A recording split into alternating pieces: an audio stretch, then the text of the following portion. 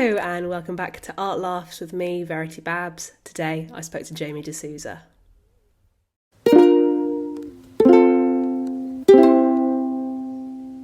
Jamie. I'm a comedian. Is that what I should say? I work in Sainsbury's as well, but that's probably not the important bit. But yeah, All opinions said today are yours and not that of Sainsbury's. yeah. You have picked Hieronymus Bosch's The Garden of Earthly Delights for us. Yeah. And could you introduce why you picked it, what your relationship with it is? Well, in terms of art, I basically don't know anything about art, but my sister is an artist. I think like she also has a job because that's the way it is, I suppose. But she told me that she told me it was a pretty crazy painting, and I looked at it, and it was. Hieronymus Bosch does a lot of paintings like this, which are weird AF. Yeah. And his hell scenes are always brilliant because it's like people having pokers stuck up them, and they've finally Yeah. worked out there's one of the paintings that he did of hell. It might even be this one where someone has some sheet music written on their ass, and then someone took the sheet music and played it, and it turns out it's this very like hellish tune. You say you know nothing about art, but is that something that you were like ever introduced to as a child, or something that you engage with? Because obviously Um, comedy is a creative thing, but yeah. I like so my everyone like my I've got three sisters and they're all quite arty. My mum's very arty, but I was just terrible at art at school. I was never that interested in it. it's an interesting thing to pick something old, because even though this is like his best known piece, Yeah, it's interesting to like look back for an example of art you might like, rather than just like what's hot at the moment. Because is there anything when you look at this, do you feel like you have the, I think sometimes people worry that they haven't got the language to describe why they like something, so they decide not to try and formulate those ideas. But when you look at this, are there certain bits that you're like, yeah, I like it because of that? yeah. I definitely like how much is going on in it. Mm. I like stuff that's like, I mean, if you compare it to things I know about like comedy and stuff, I really like The Simpsons because they pack so many little background jokes and stuff like that. In Yeah. every scene, I have a little sign with a bit of writing.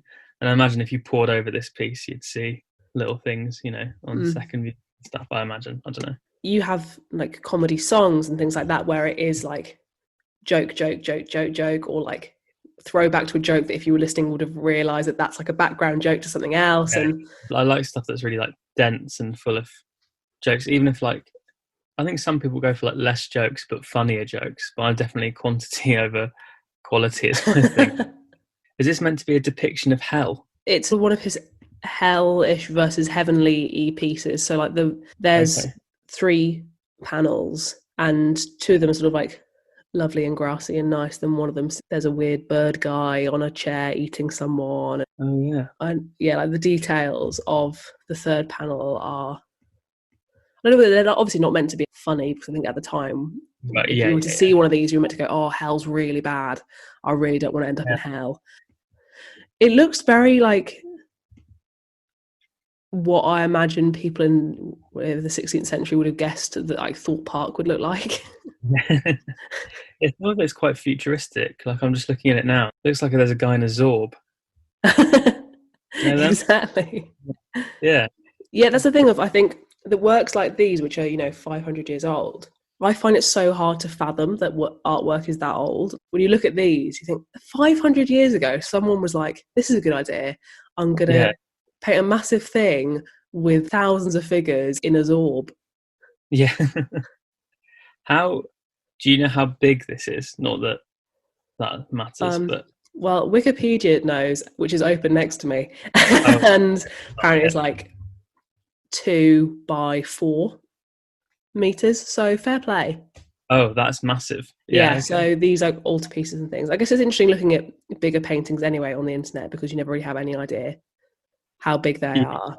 But it would have to be pretty big for him to do such gross detail on everything. Yeah. It's really interesting as well, because obviously at this time most people are doing more traditional Bible-y scenes. So even though this is based on, this idea of heaven and hell, there's a lot of stuff here that I don't think was specified in the Bible.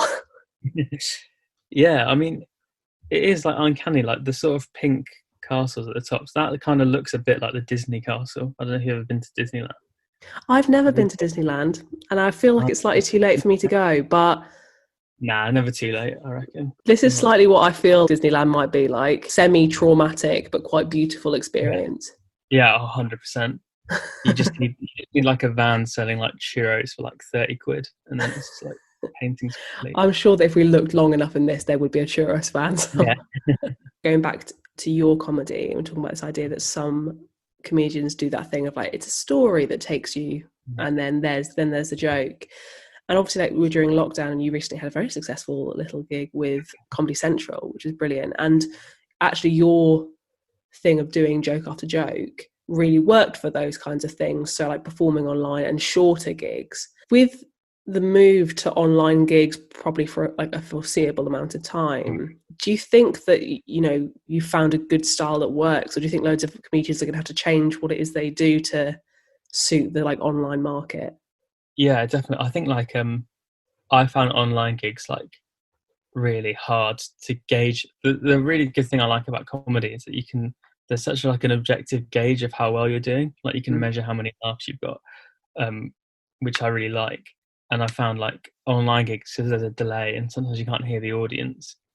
Like you don't have that sort of feedback loop with like constantly knowing that it's going okay, or knowing that it's going terribly, which is still good to know. But I reckon I'm probably not going to do many online gigs, but I've been working on doing like music videos and stuff like that, just like really stupid ones, but at least you're not relying on like a laugh. I did a gig for like a student accommodation company on their Insta page. I had to do like 15 minutes, and when I like went live on their account, there was 3 people watching, and then the guy introduced me, and it like had already gone down to 0 by the time that I was on. But I was like obliged to do my 15 minutes of literally just talking to myself in case someone joined in, is what they said, which was like so embarrassing. Yeah, I've done some live interviews where, because it immediately starts recording, you have to start talking immediately, otherwise you're just sort of sat there like a mug. And you know, you see the numbers of like 3 people are watching, 2, 4, and it goes all the way up. And talking like you're talking to loads of people, being like, "Hi guys, thanks for joining. Great to see people joining. Wait, let me know where you're watching from." It's like they're not watching from anywhere, Verity, because they're not there. Or it's your mum watching from your house. I think it's interesting that like the creative world, Yeah.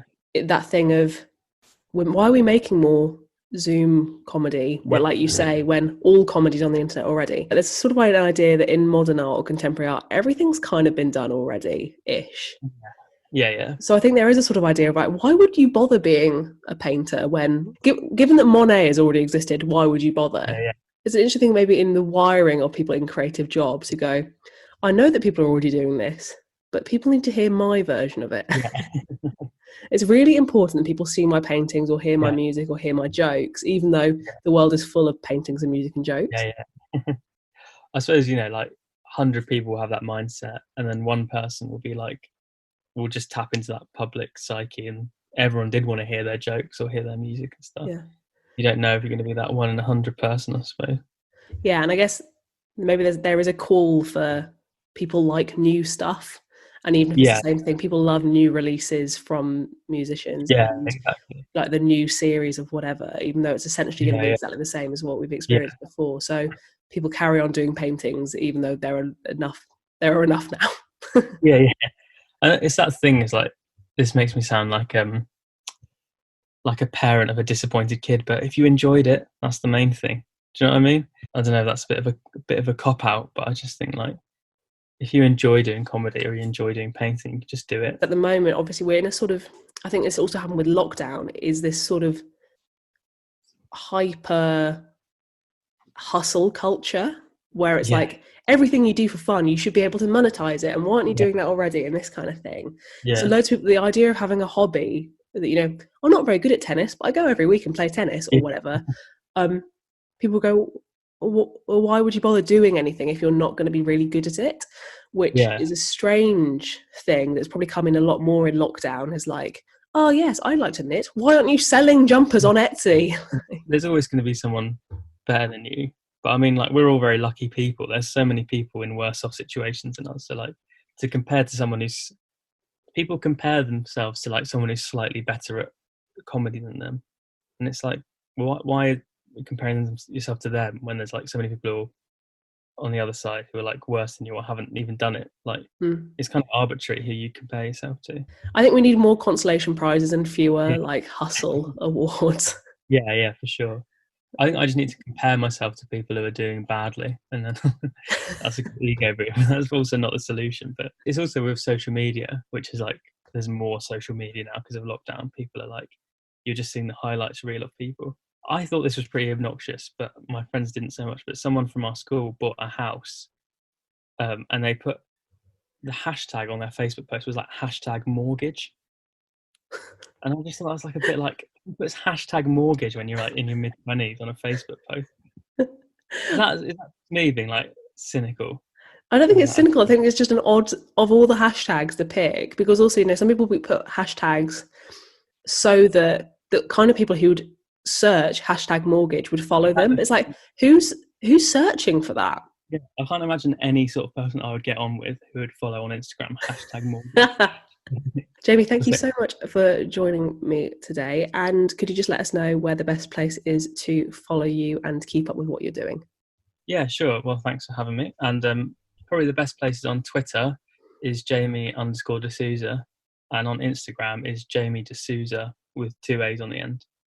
Thanks so much for watching. You can follow Jamie in the ways written below, and as per usual, you can follow me at VerityBabsArt on Instagram. Please do give us a like and a share and a subscribe and a comment, and I will see you next time.